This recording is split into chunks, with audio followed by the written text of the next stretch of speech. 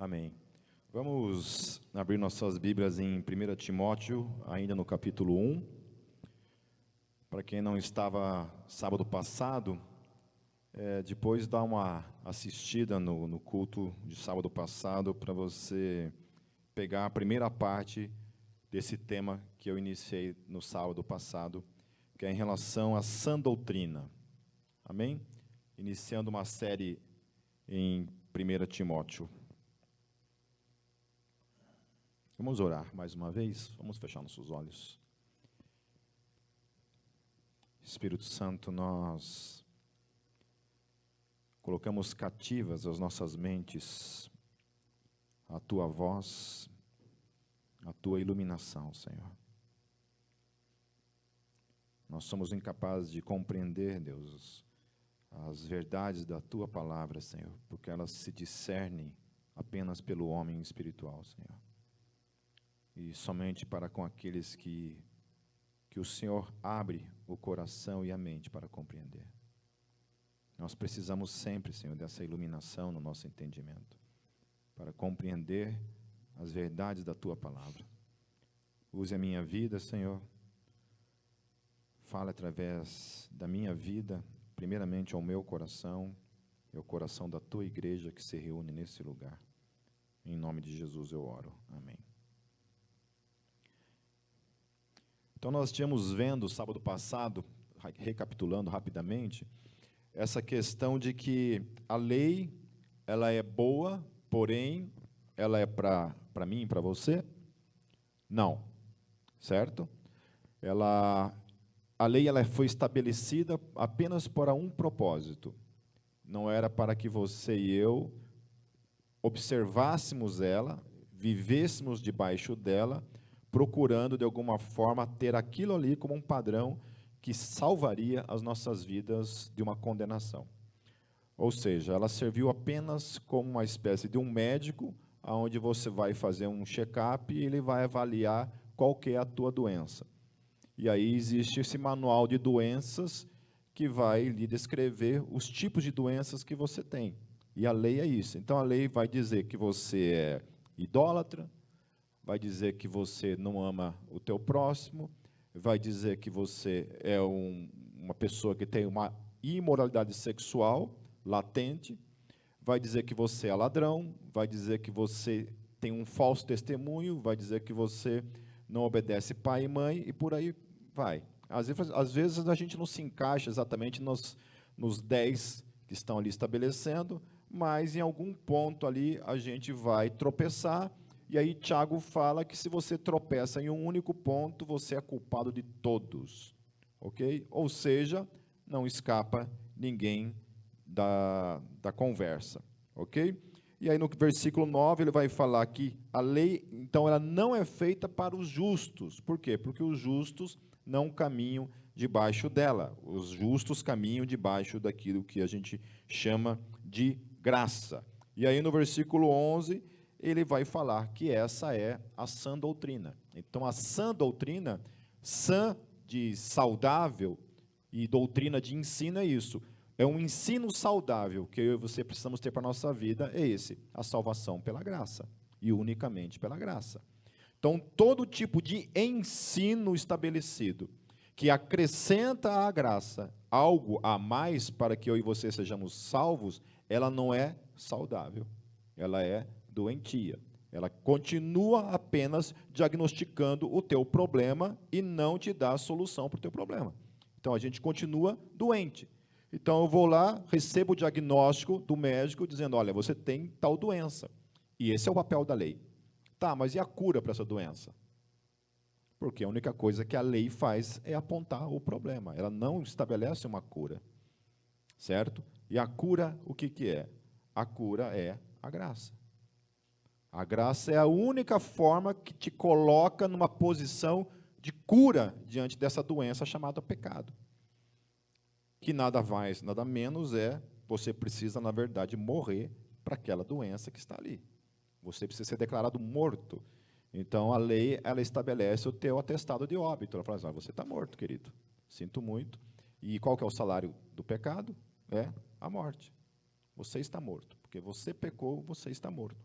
Para você sair dessa condição, você precisa da graça. Então, a gente morre em Cristo Jesus, é transportado para um outro reino, que é o reino do Filho do amor. Nós estamos em Cristo, em um outro reino. Somos parte de um outro reino, agora não mais debaixo da lei. E então, continuando hoje, a partir do versículo 12, Paulo continua dizendo assim: dou graças a Cristo Jesus, nosso Senhor, que me deu forças e me considerou fiel, designando-me para o ministério. Eu acho interessante essa forma como Paulo coloca aqui, de que Deus considerou ele fiel. Não é interessante isso? Agora, quando Deus chama Paulo, em que condição que Paulo estava? Paulo estava vivendo uma vida de santidade? Paulo era um cristão já, confesso? Paulo era um discípulo de Jesus? Não. Ele estava numa outra condição que ele vai falar um pouco mais para frente aqui. E naquela condição, Deus considera ele fiel. Mas ele era fiel de algo que ele nem tinha começado. E Deus já conhecia e falou assim: olha, esse cara eu considero como fiel. Então, quando Deus confia, meu querido, a mim e a qualquer um de vocês que está aqui, um chamado, Ele está dizendo que você pode realmente fazer aquilo que Ele te chamou para fazer. Ou seja, Deus não confia chamado para pessoas as quais Ele não considera fiel para fazer aquilo que Ele te chamou para fazer. A primeira vez que passou pela minha mente e a igreja me fez o convite para assumir a parte pastoral, eu estremeci. E eu confesso para vocês que eu não queria. Eu não queria. Porque havia vários medos em relação à questão pastoral. Ficar responsável pela vida das pessoas, como um pastor, era uma responsabilidade muito grande para a minha vida. Aí nós oramos e estamos aqui já tentando desenvolver esse ministério já há 21 anos. Então, Deus, quando confia em mim e em você, o ministério está dizendo assim: não, eu sei que você dá conta disso. Você consegue. Então, o questionar a questão do chamado, dizendo você não é capaz, diante de Deus isso não existe. Certo? Se você tem um dom, é porque Ele te confiou isso. Ele acreditou que você tem capacidade para desenvolver aquilo. Obviamente, não por si mesmo, não pelas próprias forças, obviamente, numa vida de dependência total, absoluta dEle, que nos capacita para isso. Amém? Então, assim, até teve uma discussão no grupo do Louvor lá em relação à questão da doutrina da Gólgota, que ela foi se desenvolvendo em 21 anos. Há coisas que, por exemplo, músicas que a gente tocava no Louvor, que hoje nós não tocamos mais. Mas por quê? Porque a gente abandonou o metal? Que agora a gente virou uma igreja worship? Não, porque algumas letras, na época, a gente não percebia que aquelas letras não tinham muito conteúdo bíblico. Ou, aparentemente, tinham conteúdo bíblico, mas cujo ensino vai contradizer aquilo que a gente crê hoje. Então, eu já estou na fé desde 1990, então já faz quantos anos? 32 anos que eu estou na fé. O quanto eu já mudei em relação àquilo que eu cria há 32 anos atrás, praticamente mudei da água para o vinho. Há muitas mudanças. E há coisas que, essa semana eu estou mudando posições em relação a questões teológicas que eu estou estudando. Eu nunca me canso de estudar teologia, então eu estou sempre estudando, sempre lendo. E chegando a concepções na Bíblia, fazendo o trabalho, né, de um exegeta, de um teólogo, questões ali estudando o grego, estudando o hebraico ali, você chega assim: cara, eu ensinei a vida inteira errado isso. Não é uma graça, tá, queridos? Não é uma graça, mas ensinei a vida inteira errada, algumas coisas, e que estou tendo que consertar. Ainda bem que deu tempo de consertar, né? Ainda bem que dá tempo. Mas, às vezes, tem questões também que, como eu falei sábado passado, há questões que envolvem salvação e há questões que não envolvem salvação, né? Então, não é que tudo que você ensinou errado necessariamente são questões que implicam em questões de salvação. Ok? Então, por isso, por mais que possa te assustar, confie na confiança que Ele tem em você, e não você em você. Amém? Que a proposta do que Paulo está falando aqui, não é que eu confio em mim. Não é essa a mensagem de Paulo. É que Deus confiou em você. Então, essa confiança vem do alto. É Ele que está estabelecendo. É Ele que te separa para a obra que Ele tem para a tua vida. Amém, querido? Amém? Certo? É Ele que te capacita. Teu coração queima para fazer aquilo ali, Ele vai te capacitar para fazer aquilo que Ele te chamou para fazer. Amém? No versículo 13, a mim, aí ele vai falar, então ele foi chamado nessa condição. Olha a condição em que o apóstolo Paulo estava quando ele foi chamado. A mim que anteriormente fui blasfemo, perseguidor e insolente, mas alcancei misericórdia, porque eu fiz por ignorância e na minha incredulidade. Então lembra que sábado passado eu falei toda aquela lista de pecados lá, que o capítulo 9 e o capítulo 10 descreve, que haviam então a ala dos incrédulos, que é aqueles que não acreditavam na lei de Deus, que não tinham temor a Deus e não eram submissos a Deus. Então, Paulo se encaixava perfeitamente nessa primeira listagem que ele está falando aqui. Que ele era um cara blasfemo, ele era um perseguidor do povo de Deus, e ele era insolente também. Então, tudo a ver com essa primeira ala que ele descreve. Então, ele está se encaixando dentro desse grupo que a lei condenava. Ele estava condenado. Mesmo sendo um rabino, um observador da lei, um cara que estava ali vivendo dentro do judaísmo, ele estava condenado pela religião ao qual ele estava estabelecido. Eu acho fantástico isso. Eu acho isso de uma revelação poderosa para a minha vida e para a tua vida, que estabelece que fora da fé cristã não há salvação, ponto. Não há salvação em nenhum outro lugar fora de Jesus Cristo. A forma como Deus lidava com o povo de Israel era por causa do sacrifício. Eu sempre digo isso. Por que não havia salvação no Egito, entre os egípcios? Por que não havia salvação entre os babilônicos? Não havia salvação entre os romanos, entre os gregos, entre os persas, entre os fenícios, entre os filisteus? Por que não havia salvação? Porque eles não tinham sacrifício. Eles não tinham o cordeiro que era sacrificado, o qual era a sombra daquilo que viria a acontecer em Cristo Jesus. Daí chega lá no Novo Testamento, Hebreus fala, olha, não era aquilo ali que liberava o homem do seu pecado, era Cristo. Se fosse aquilo ali, não precisaria estar sempre sendo sacrificado o cordeiro. Quando Cristo veio, foi uma única vez, um único sacrifício. Nunca mais Jesus precisou vir todo ano aqui e morrer todo ano por nossas vidas. Houve um único sacrifício e a partir do ano 70 acabou todo o sacrifício. Não houve mais, glórias a Deus. Amém? Para mim isso é o maior fato histórico de que o cristianismo é a única verdade sobre a face da terra, é a simples destruição do templo no ano 70. Quando todo o sacrifício que havia em Israel acabou. Ponto. E Daniel fala que o Messias viria antes do templo ser destruído. Daniel lhe profetiza 70 semanas, desde a ordem da construção do templo. 70 semanas.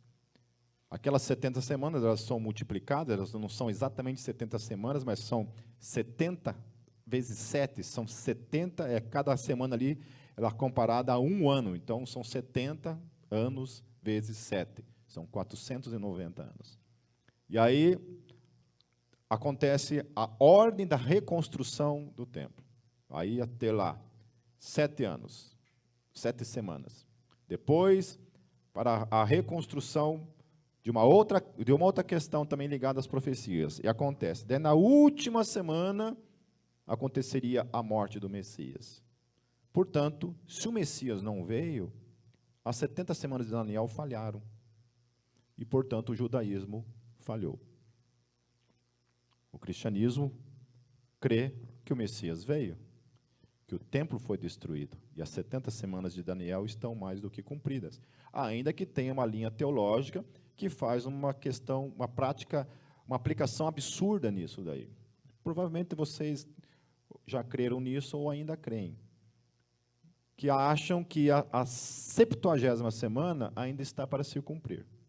Quando você vê todo o cumprimento histórico disso, vai até a 79ª semana, se cumpre, ponto.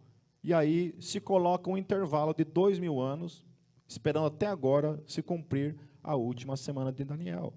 Isso não faz o menor sentido, não tem o menor cabimento. Até porque falou que depois da 70ª semana aconteceria a destruição do templo, e o templo foi destruído. Então não faz sentido tirar aquilo ali e esperar um cumprimento de algo que vai acontecer. E aí toda uma movimentação escatológica de teologia é movimentado simplesmente por esse erro teológico, o qual eu considero. Amém?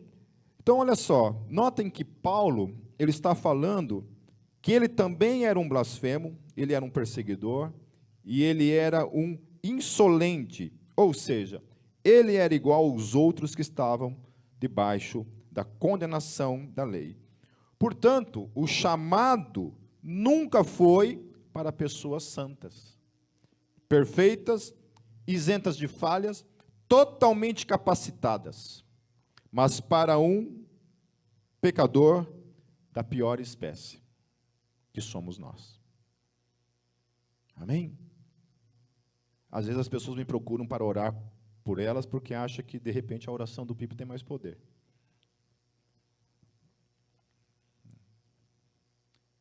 Vocês acham que a minha oração tem mais poder? Que eu estou mais pertinho do céu do que vocês? Não mesmo, né?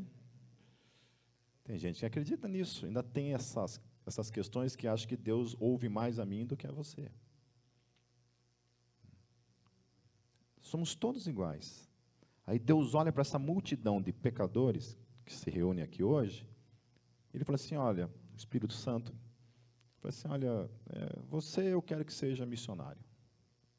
Eu? É você mesmo, mas eu não posso, aí que é melhor. Se você achar que você não tem capacidade, é esse mesmo que eu quero, porque o meu poder se aperfeiçoa na fraqueza, naquele que se acha incapaz, naquele que acha que não pode, e aí que o poder dele vem com tua força total. Porque aquele que acha que pode, aí fala, não, você não, porque você vai achar que foi você que fez, com a tua força, com a tua capacitação. O outro ele fala assim, você eu quero que seja dança espontânea no louvor. Brincadeira, pula essa parte. Você eu quero que trabalhe apenas com a questão da diaconia. Vai lá cuidar dos carros, cuidar da portaria, as cadeiras, isso daí. E ele vai escolhendo. Você eu quero que seja músico, que vai tocar, e ele vai te capacitando. Vai dando, vai distribuindo. E aí o texto lá fala que segundo a graça isso acontece. Se a segunda graça é o quê? É graça, não é merecimento. Eu não mereço estar aqui. E qualquer outra pessoa que estivesse no meu lugar não mereceria estar aqui. Está porque ele distribuiu segundo a graça dele. Amém? Versículo 14, queridos. Contudo, aí ele fala, a graça de nosso Senhor transbordou sobre mim, juntamente com a fé e o amor que estão em Cristo Jesus. Aleluia. Então, graça. O que aconteceu na vida de Paulo? Ele estava condenado como todos os outros. O que aconteceu na vida dele? A graça o alcançou. Graça, não merecimento. Graça, graça, graça. Repita comigo, graça. Porque ô palavrinha que o povo de Deus esqueceu. Que tudo é fruto da graça dele para mim e para a tua vida. Amém? Tudo é fruto da graça. Para Paulo não foi nada diferente do que é para mim e para você. Graça pura da parte de Deus. No versículo 15, esta afirmação é fiel e digna de toda aceitação. E olha que lindo. Cristo Jesus veio ao mundo para salvar os pecadores, dos quais eu sou o pior. Eu acho que Paulo não conhecia a minha vida quando ele falou isso. Porque Paulo se considerava o pior dos pecadores. Então ele olha para aquela lista que ele descreve ali, um pouco antes, e ele fala assim, olha, eu sou o pior de todos. E quem está falando isso é o apóstolo Paulo. Ele está dizendo isso. Agora, o que é lindo nisso tudo é que ele não está tratando isso como alguém que está olhando de fora e está julgando aqueles que estão lá. Quando ele fala, olha, a lei é para aqueles que estão lá, ó, ainda no pecado, vivendo aquilo lá, não é mais para nós. Por quê? Porque nós ainda continuamos sendo pessoas que muitas vezes cometem essas besteiras na vida, mas nós já estamos numa outra coisa. A gente já não é mais regido por essas coisas. Mas o mais poderoso é que ele fala que Jesus veio ao mundo para salvar quem? Todos esses pecadores. Note que Paulo não tira nem um momento os olhos da condição dele de ser um pecador. Ele está falando de chamado, está falando que Deus o capacitou, Deus olhou para ele e o considerou fiel, porém, olha a condição em que Deus o considerou fiel. Ele sendo o pior dos pecadores. Então, às vezes você se olha e fala assim, Pipe, eu sou tão pecador para desenvolver qualquer coisa dentro da igreja. Sou tão pecador. Como é que eu vou pregar o evangelho lá fora, Pipe, se eu sou tão pecador? Se eu sou uma pessoa tão falha, uma pessoa que erra tanto na minha vida. Olha, queridos, eu já estou na fé já há um bom tempo, casado já há 24 anos. E depois que eu li aquele livro do Francis Chan lá, aquilo lá me arrebentou. Eu me senti um neófito, um cara que está começando a andar com Cristo agora. Quando eu olhei para aquele livro lá, o que aquele livro fez na minha alma, assim, apontando tantos erros que eu cometi na minha vida, como pai, como marido e como filho de Deus. Se você não olha para essa coisa aqui que o texto está descrevendo, de que Jesus veio ao mundo para salvar pecadores, ou seja, essa realidade nunca mudou, ele continua salvando a mim e a você nessa condição de quem nós somos. Pecadores, é o que nós somos. É o que nós somos. Ele não nos salva da condição de pecadores e depois muda algo nesse processo de dizer, não, agora se você pecar ou errar, a minha salvação não serve para você, só serve para aqueles que estão lá fora que ainda estão no pecado. Ainda permanece sendo uma realidade. Que a fé cristã propaga essa sã doutrina, por isso que é sã.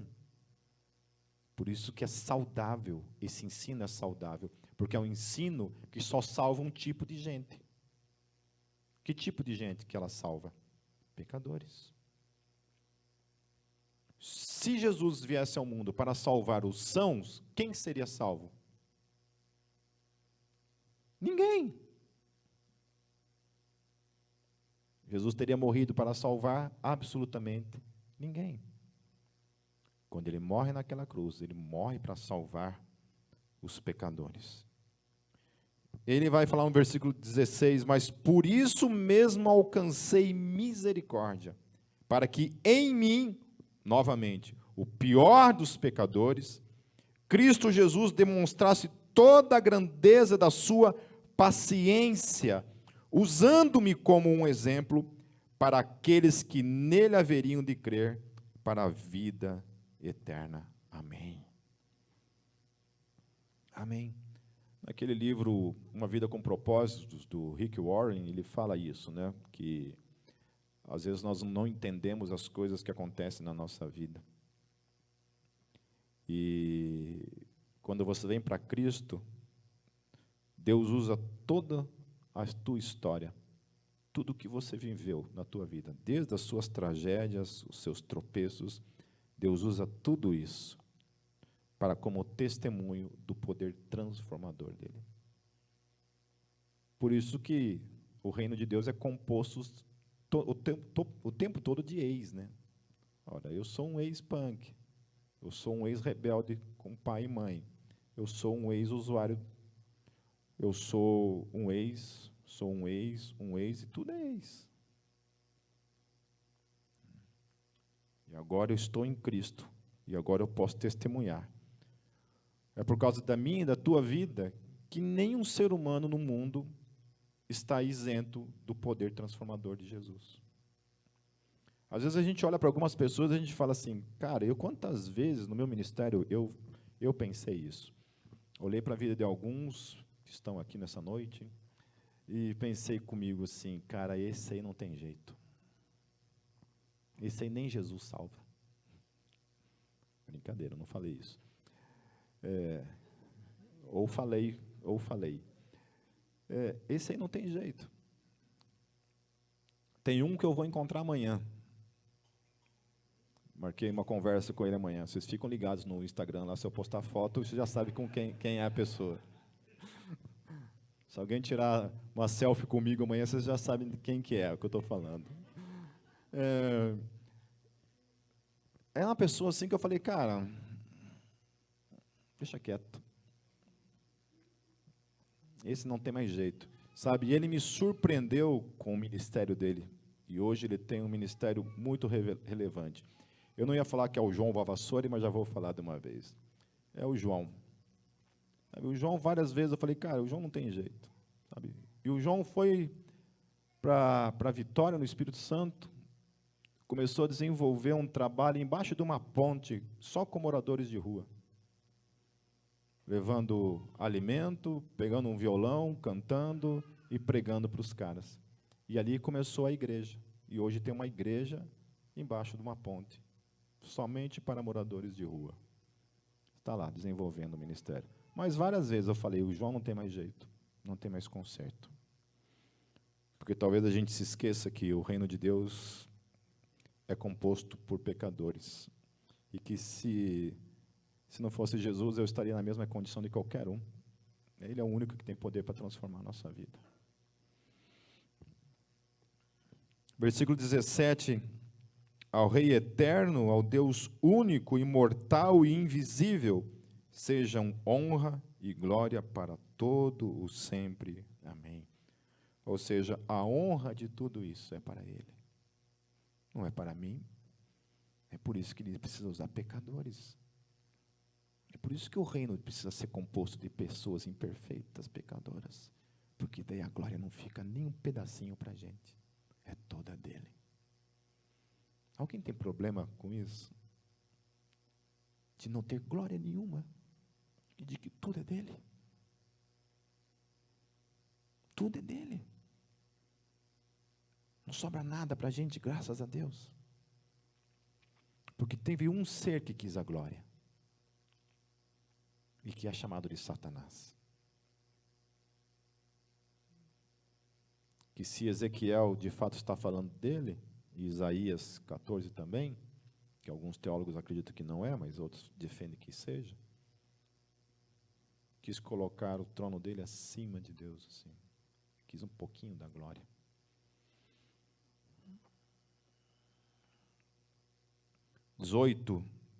Timóteo, meu filho, dou-lhe esta instrução segundo as profecias já proferidas a seu respeito, para que, seguindo-as, você combata o bom combate. Eu acho interessante isso, que Timóteo ele recebe uma profecia, e aí trazendo isso para o nosso contexto aqui, porque a gente não vê profecias acontecendo, mas deveríamos ver talvez, mas isso eu creio realmente que profecia ela pode acontecer segundo a vontade de Deus. Eu não sou um sensacionista, eu creio que ainda possa haver manifestações de profecia. Eu não estou dizendo que eu vou colocar uma cadeira aqui na frente, terminar o culto, vai fazer uma fila aqui, e eu vou entregar para cada um uma profecia, eis que vos digo. Não é isso. Eu nem creio que isso seja bíblico. Ok? Não creio que lá na igreja de Corinto, por exemplo, ficava um profeta sentado e uma fila de crentes procurando uma profecia. Não é isso. A profecia vinha da parte de Deus e quando acontecia, era para falar para a igreja alguma coisa. Ou para algum indivíduo que fosse, mas era uma coisa que não era todo dia. Eu tinha uma amiga, na época da igreja presbiteriana, que ela ia todos os dias num profeta que tinha lá em Foz do Iguaçu, da Assembleia de Deus. Todo dia ela ia lá. Hoje eu vou lá no fulano. Mas vai fazer o que lá? Eu vou lá procurar o que Deus tem para falar comigo. Aí chegava lá, o profeta, eis que vos digo. Lá. Bom, ela ia para casa, toda feliz porque Deus falou com ela. No outro dia, como é que você vai? Eu vou lá para Deus falar comigo. De novo, ela. Ou seja, precisava todo dia dessa massagem, dessa insegurança, essa falta de identidade de saber quem é em Cristo Jesus. O que eu preciso ouvir da parte de Deus? Às vezes eu preciso da parte de Deus uma palavra, uma direção clara sobre algum tipo de movimentação que precisa acontecer na minha vida. Então eu oro, eu falo, Pai, olha, fale comigo por meio de um sonho, usa a boca de alguém para falar, coloque paz no meu coração em alguma coisa, me dá uma direção, abra uma porta aqui, uma porta ali, e eu vou entender que é o Senhor se movendo. É assim. Agora, se quiser usar um profeta também, melhor ainda. Se alguém chegar a isso que vos digo, também, amém. Vou, obviamente, ouvir a profecia e ver se faz sentido para mim, né? Se chegar para mim assim, Pipe, eis que vos digo que você montar uma banda de pagode, eu vou falar, arreda de mim, Satanás. Não. Mas eu já conheço gente que foi quase isso, né? Que recebeu profecias desse tipo, né? O cara era baterista na banda de punk hardcore e falou que ele ia ser regente de um coral da Assembleia de Deus, né?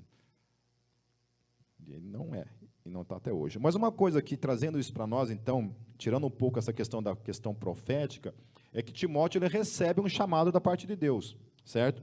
E aí Paulo fala o seguinte, que você siga aquilo que a profecia te direcionou. Ou seja, quando você recebe uma palavra da parte de Deus em relação ao teu chamado, você tem convicção do teu chamado, você tem que seguir isso, fazer isso. Amém? Porque eu conheço muita gente que fala assim, eu recebi uma profecia de que eu vou ser pastor. Tá, e aí? Até hoje não se cumpriu. Mas por quê? Não sei. Mas você foi fazer um seminário? Não. Não. Você orou mais a respeito disso? Não, nunca mais orei. Evangelizou alguém, pelo menos? Não. Discipulou? Também não. Olha, cara, tem algum problema aí. Porque se você me fala que você recebeu uma profecia da parte de Deus e você não está fazendo aquilo que você foi chamado para fazer, você está em pecado. Você está em pecado. Amém? Então, quando Paulo fala para Timóteo, ele fala assim, olha, você recebeu essa profecia, então você segue ela. Vai atrás desse cumprimento. Hoje nós estamos aqui como Gólgota porque um dia alguém falou para mim e para a Cátia, olha, o tempo em Foz do Iguaçu acabou. Vocês têm que vir embora para cá, porque eu tenho alguma coisa para fazer na vida de vocês aqui. Eu tenho algo para fazer na vida de vocês aqui. Ponto. Na hora testificou com o meu coração e o coração da Cátia. Meia hora antes, se você perguntasse para mim, falei, Pipe, Cátia, quer vir morar em Curitiba? Eu falava, jamais. Não vou. Por quê? Não, porque tá bom aqui. Quero morrer aqui. Quero viver de Moamba do Paraguai e tá tudo certo. Eu falaria isso. E quando aquele cara falou aquilo para a gente, o meu coração e o coração da Cátia, na hora, sentiu paz. Voltamos para Foz do Iguaçu, entregamos o nosso trabalho que a gente tinha, pegamos um caminhãozinho, colocamos nossa mudança e viemos embora. E estamos aqui. Seguimos a profecia. Seguimos a profecia. Amém? Eu poderia estar lá em Foz do Iguaçu até hoje, falando assim, um dia um profeta falou para mim que Deus tinha uma grande obra para fazer em Curitiba. O que você fez? Nada. Estou esperando até hoje vir me buscar aqui em casa. Amém? Então, profecia, queridos, ou chamado, é isso. Você recebe o chamado e você cumpre ele, em nome de Jesus. Vai atrás dele. Amém? Para que ele realmente, de fato, aquilo ali faça sentido para a tua vida. Versículo 19. Mantendo a fé, a boa consciência que alguns rejeitaram e por isso naufragaram na fé. Então ele vai falar aqui, mantendo a fé.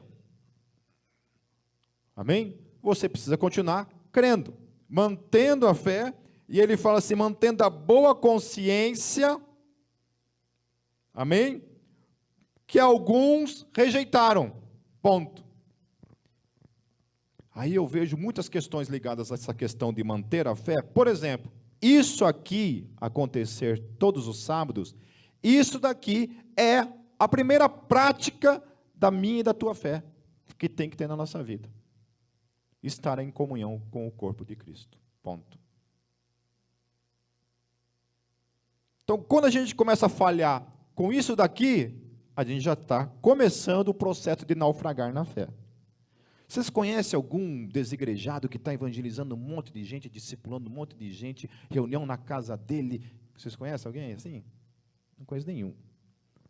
Só conheço uns que falam assim, não, eu não quero mais saber do sistema, agora eu vou viver para Deus, uma evolução espiritual e tal. E ele não ora, ele não busca, ele não evangeliza, até porque se ele ora, tem algum problema na comunicação ali, e eu vou brigar com Deus. Espera aí, quanto mais eu oro, mais eu me sinto na obrigação de fazer coisas para Deus. E aí o cara diz que ora, e vai viver a vida dele, não quer saber do reino. E aqui também está falando sobre a consciência, porque uma coisa que acontece, meus queridos, é que quanto mais longe nós ficamos de sermos ministrados, de aprendermos acerca da palavra de Deus, a nossa consciência vai se cauterizando. Alguém que já deu uns pulinhos no mundo, ficou um tempinho desviado? Eu já aproveitei um pouquinho.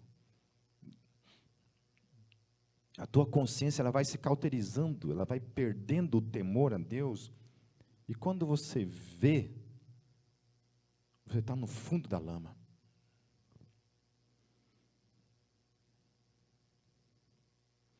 Então, muitos têm então rejeitado essa questão da fé, eu estou falando de igreja, muitos têm rejeitado essa questão da boa consciência diante de Deus, certo? E aí Paulo ele fala assim, naufragaram na fé. Naufragando na fé. O que é naufragar? Naufragar é o seguinte, você está indo numa direção, você está num barco, olha, eu quero ir de Curitiba para a Ilha do Mel, fumar maconha, né? Como muitos já pensam nisso, né? Estou querendo ir para a Ilha do Mel, né? Está lá, atravessando, o meu propósito é lá. O que o texto está dizendo é o seguinte, esse meu alvo, quando eu perco a minha fé e a minha consciência, o barco afunda. Eu naufrago, eu não consigo chegar aonde eu queria chegar. Lembra que eu falei sábado passado sobre o exemplo que o Francis Chan deu no livro dele a respeito de um amigo que tinha 75 anos de idade, 50 anos de ministério, e aos 75 anos de idade ele decide largar a esposa e viver um caso de amor com uma mulher muito mais nova do que ele.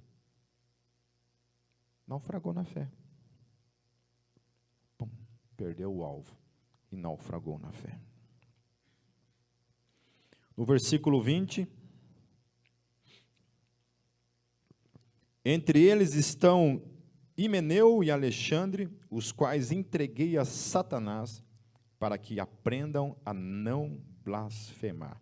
E aí eu acho interessante porque Paulo ele está falando assim, ó, que enquanto uns estão debaixo lá do pecado e Jesus morreu por eles, esses têm salvação, Paulo está falando também o contrário, que aqueles que estão do lado de cá, mas vivem também brincando com essas questões e naufragam na fé, perdem a sua fé, esses daí ele entregou na mão de Satanás, falou, olha, esses daí já era. Isso aí não quer mais saber de nada, isso aí já virou palhaçada com as coisas de Deus. Amém, meus queridos? Indo para o capítulo 2.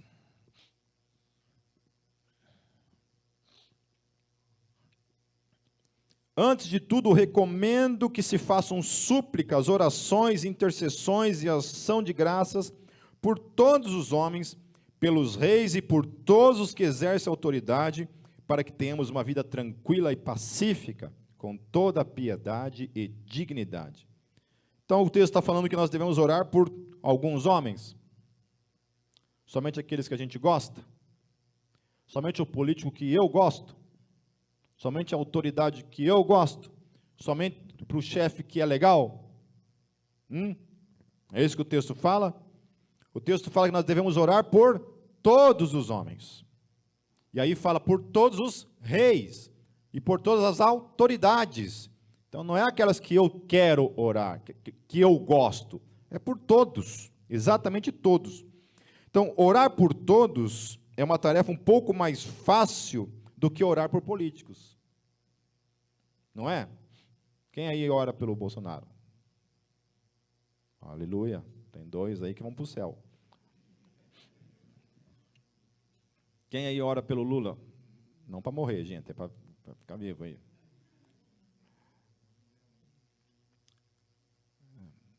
É isso.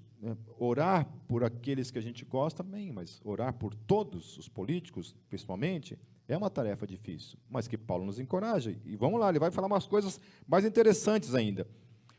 Mas agora, lembrem-se de uma coisa, que Paulo estabeleceu o que no primeiro capítulo? Que todos estão o quê? Então, se a todos, ele está falando assim, olha, gente, se todos nós éramos pecadores, então não existe isso de você olhar para alguns e dizer, não, eu vou olhar por esse só. Não, ore por todos, porque todos são pecadores. Era pelo fato dele se considerar o pior dos pecadores, que ele orava por César e todas as autoridades que estavam sobre ele. Ou seja, em momento algum a Bíblia está dizendo que você tem que se considerar melhor do que qualquer um desses políticos. Talvez você não seja uma pessoa corrupta. Talvez no lugar dele você não seria nada daquilo que está dizendo ali. Mas o que Paulo está dizendo é que, por mais que eu não, no lugar dele não fosse um corrupto, eu não sou melhor do que ele, porque eu estou na mesma condição de um pecador. Paulo não orava por perseguição, ele orava por tranquilidade e paz. E que estas coisas o levassem a uma vida de piedade e dignidade. Então eu fui dar uma olhada nessas 2 palavras, piedade e dignidade. Piedade, olha só. Então você tem que orar por todos, ele está falando. Então, o que isso tem a ver com piedade? Piedade, devoção, amor pelas coisas religiosas, religiosidade.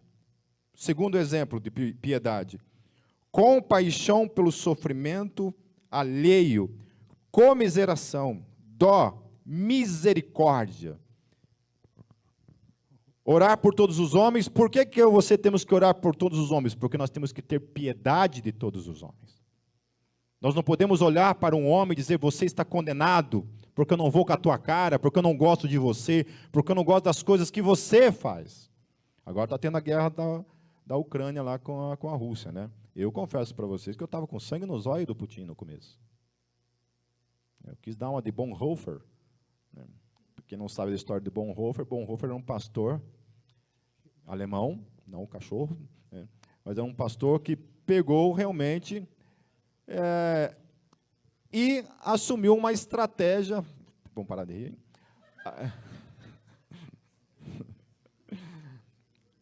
O Bonhoeffer, ele assumiu uma estratégia para assassinar Hitler. Literalmente. O problema é que descobriram e ele foi preso e ele foi fuzilado. Ele foi executado. Ok? Então, a piedade é isso. Paulo está falando, olha, a piedade. E a outra coisa que ele fala sobre dignidade. Dignidade, qualidade moral que infunde respeito, consciência do próprio valor, honra, autoridade, nobreza, qualidade do que é grande, nobre, elevado. Portanto, ter misericórdia e piedade das pessoas é uma grandeza. Te torna grande. Amém? Não te diminui. Se considerar um pecador, o pior dos pecadores, não diminui você. Não faz você ser uma pessoa insignificante. Do contrário, isso te engrandece. Ter um coração humilde te engrandece. Orar pelos teus inimigos te engrandece. Orar por pessoas que eu e você não gostamos, não concordamos, isso nos engrandece. Que lindo isso nas Escrituras.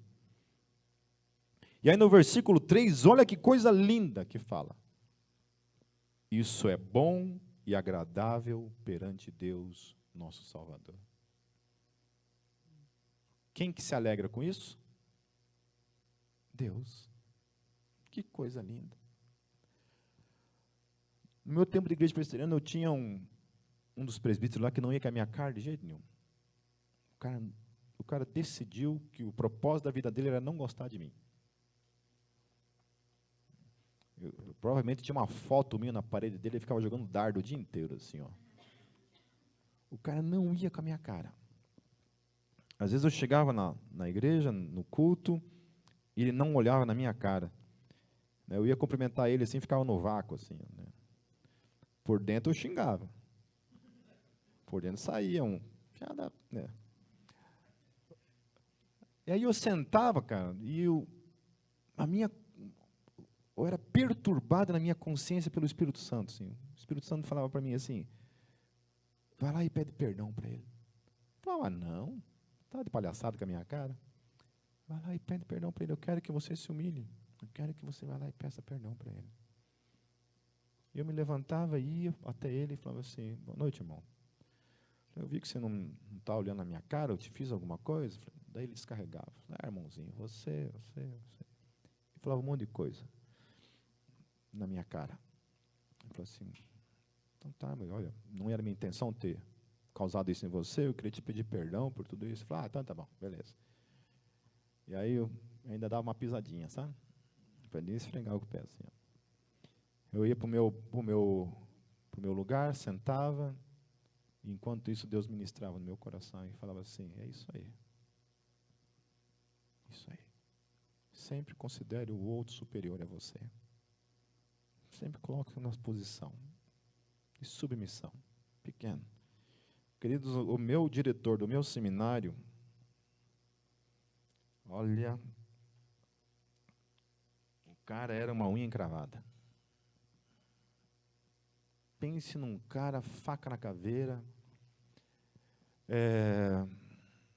Às vezes nós estávamos reunidos na hora do almoço, assim, o pessoal que está aqui na Gólgota há mais de 20 anos já cansou de ouvir essas histórias, mas eu sempre conto. O pessoal também está meio velhinho, já está esquecendo tudo. E a gente sentava assim, os seminaristas, né, eu fazia seminário internato, então os seminaristas sentavam assim. E ele começava a contar piadas na hora do almoço, assim. E todo mundo rindo, almoçando, tal, beleza. Íamos lavar os pratos, limpar o seminário, beleza. No outro dia, no almoço, de novo nós estávamos lá. E às vezes um outro puxava alguma piada para contar na hora do almoço. E ele dava um tapão na mesa assim, ó. Eu não permito piadas na hora do almoço. A gente pegava os pratos e mastigava os pratos, né? De ódio. E nada. E assim foi. Durante os 3 anos do seminário. E aí, certa vez, ele falou para a gente. Vocês sabem por quê de tudo isso? Assim, porque vocês precisam ser provados pelo fogo. Líder que não aprende a engolir sapo, não aprende a se humilhar, não serve para liderar. A minha sala começou com 24 seminaristas. 6 se formaram. A maioria foi expulso do seminário. Às vezes eu tinha colega de quarto, eu chegava no quarto, falei, cadê o camarada? Estava lá arrumando as malas. Eu falei, mas por quê? Falei, o diretor me expulsou. Mas por quê? Porque eu falei que não ia lavar a louça naquela hora. E assim era. Então, porque isso é bom e agradável para Deus, que a gente ore por todos os homens, todos os pecadores. Ore por todos. Mesmo aqueles que você não gosta. E vive uma vida de piedade, de misericórdia para com o pecador. Não olhe para um pecador e diga assim, não determine que essa pessoa não tem salvação, que essa pessoa não tem cura, que essa pessoa não tem jeito. Brunella deve viver uma experiência muito parecida com isso na Cross, né, no centro de recuperação, porque de quantos que entram lá, Brunello, e quantos se recuperam? Quantos por cento se recuperam?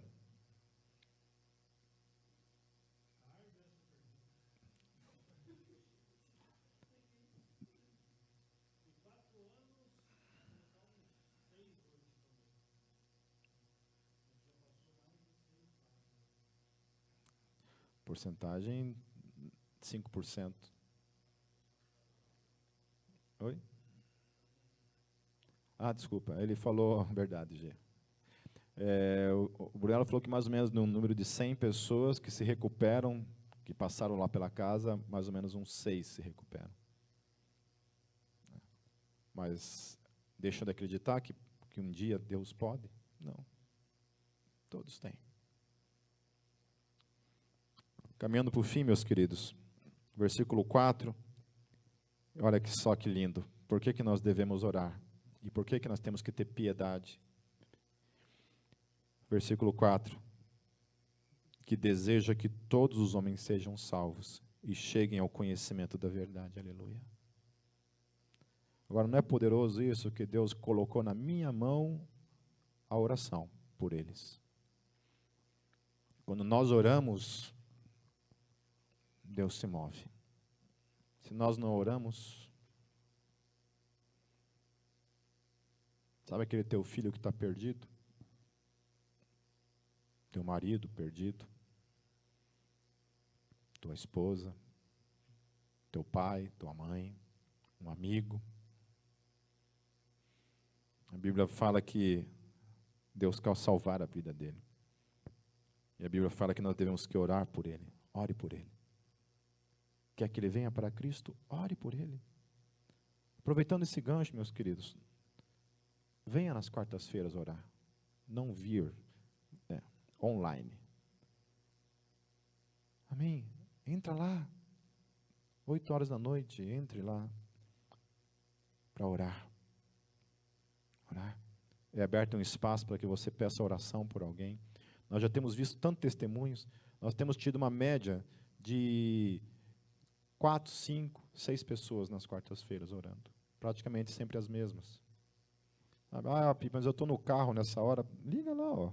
Celular no Instagram ali. No Instagram. No Zoom ali, deixa o teu celular ali. Acompanhe.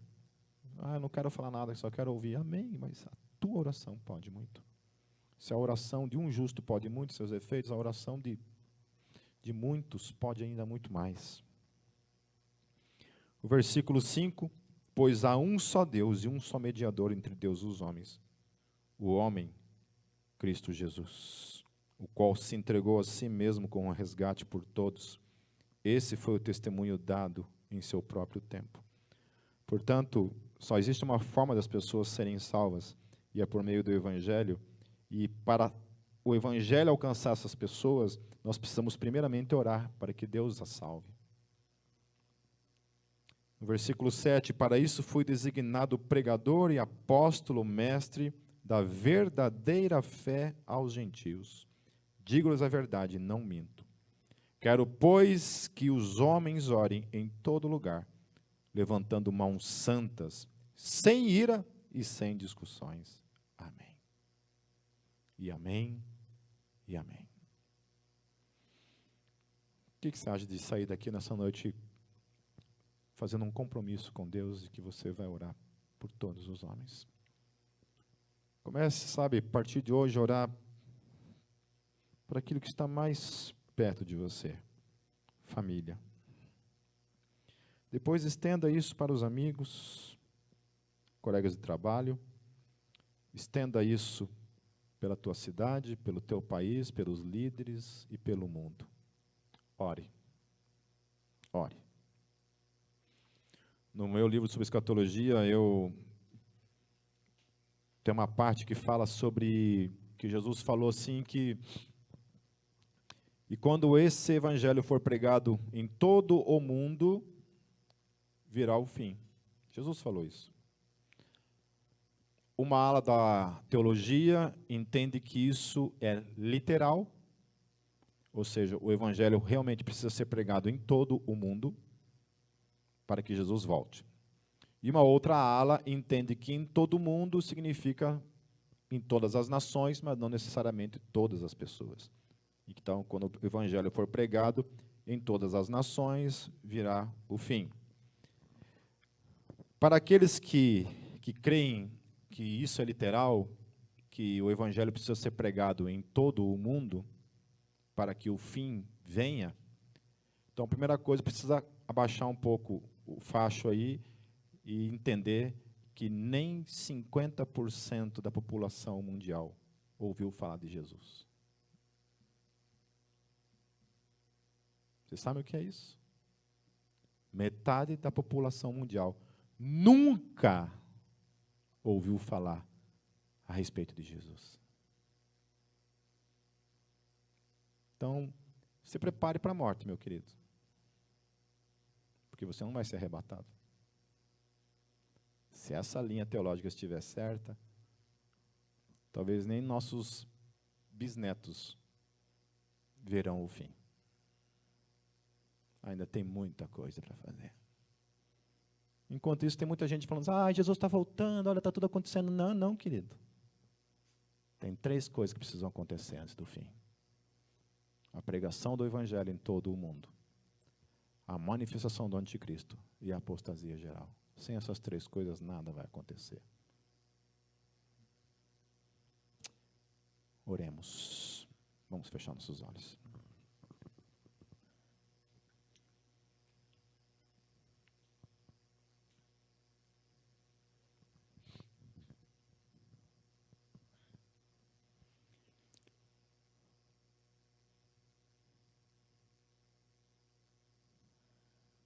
Senhor, eu apresento diante do Senhor a tua igreja que se reúne hoje nesse lugar. Ou a tua igreja que está assistindo a tudo isso, ouvindo a tudo isso.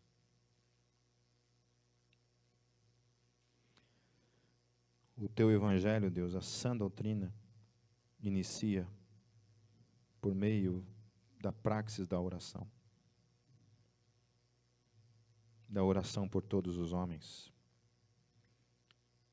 Tendo um coração piedoso, que ama, que se compadece daquele que sofre, daquele que está perdido, daquele que olha, Deus, e entende, compreende que a nossa luta não é contra a carne e o sangue. Que por trás de questões das quais a gente não gosta de ouvir, ver, existem demônios, espíritos agindo, matando, roubando, destruindo. Mas continuamos crendo, Senhor Jesus. Continuamos crendo que o Senhor é o Todo-Poderoso para transformar uma vida. Um pecador. Usando as palavras de Paulo, Senhor, como cada um de nós. Os piores dos pecadores. Deus, mas a tua palavra fala, Senhor, de uma maneira tão maravilhosa, que onde abundou o pecado, superabundou a tua graça, aleluia. Significa que foi graça sobre graça, uma graça abundante, sem a qual jamais, absolutamente jamais, poderíamos elevar nossas vozes, nossos pensamentos diante do Senhor, sem sermos fulminados pela tua santidade e pela tua glória. Jesus, salve nossas famílias, nossos filhos, nossos pais, nossos cônjuges, nossa família, Senhor, nossos amigos, no trabalho, na faculdade, na escola, onde quer que seja, Senhor. Salve essa nação. Salve todos aqueles que estão nos 4 cantos dessa terra, Senhor. Tua palavra fala que o Evangelho precisa ser pregado em todo o mundo. Ó Espírito Santo de Deus, sopre sobre essa terra, Senhor. Sopre, Senhor. Levante, Senhor Jesus. Levante o teu povo, Senhor, como atalaias do teu Evangelho, Senhor. Nós cremos, Senhor. Nós cremos que a oração da tua igreja tem o poder de transformar esse mundo, Senhor. Por isso, vem, Espírito Santo. Venha sobre nós e incline o nosso coração, Senhor, a uma vida de oração, uma vida de intercessão por todos os homens, aqueles os quais o Senhor quer salvar. E acrescente na tua igreja, Senhor, diariamente, aqueles que hão de ser salvos. Em teu nome, Jesus. Amém.